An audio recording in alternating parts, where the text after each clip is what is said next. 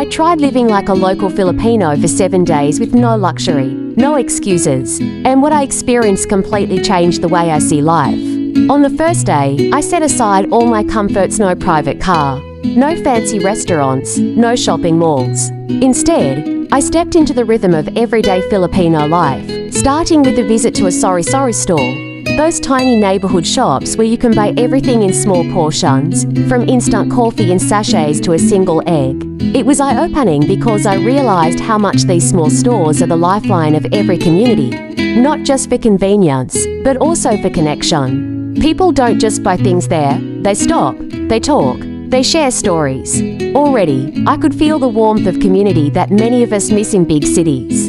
The next challenge was transportation.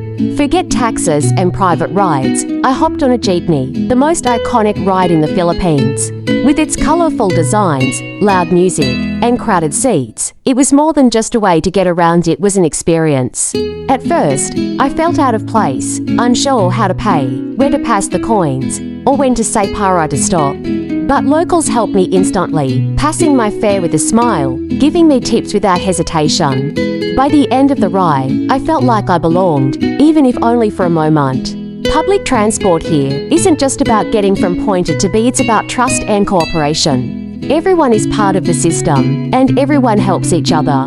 Eating like a local was one of the highlights of this experiment. Every meal was simple but delicious. I had silog meals in Carinderia's tiny eateries with home-cooked food that tastes like they came straight from someone's kitchen. Garlic rice, fried egg, and meat paired with a cup of instant coffee became my breakfast routine. For lunch, I tried adobo, sinigang, and even balut, the famous fertilized duck egg that foreigners often fear. At first, I hesitated, but when I tasted it, I understood why it's so loved. It wasn't just food, it was culture on a spoon. What stood out most was that eating here is rarely done alone. Even if you buy something small, someone will ask you to join their table, to share space, to share stories. Meals aren't about luxury, they're about togetherness. Daily life also meant doing chores the local way. Washing clothes by hand instead of using a washing machine taught me patience and effort. Cooking on a small stove, going to the market for fresh vegetables, and budgeting carefully because every peso counts, it all gave me respect for how much work goes into everyday survival. There's no waste here, everything is used wisely. Even plastic bags are washed and reused.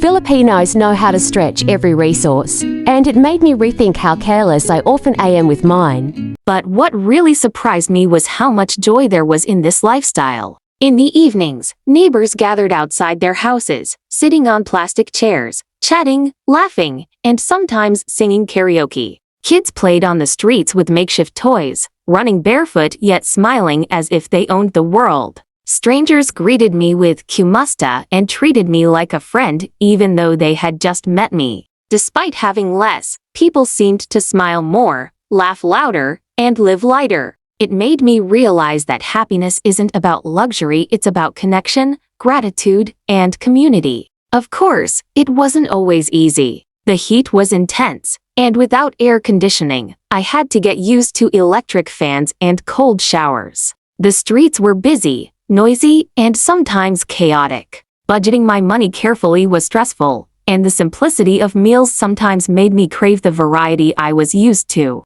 But every challenge came with a lesson. Comfort can make you soft, but simplicity makes you strong and grateful. The Filipino way of living is not about having everything, but about making the most of what you have. By the 7th day, I realized I had changed. I was eating less but enjoying food more. I was spending less but connecting more. I was sleeping on a simple bed but waking up with more energy. I was surrounded by people who had little yet gave so much of themselves. Living like a local Filipino taught me that wealth isn't measured in money or luxury, but in relationships, resilience, and joy. When I finally returned to my usual lifestyle, I carried these lessons with me. I learned to appreciate small things: a shared meal, a friendly smile, a simple ride. I realized that comfort is nice, but connection is priceless. This 7-day experiment wasn't just about living without luxury. It was about discovering a way of life that values people over possessions.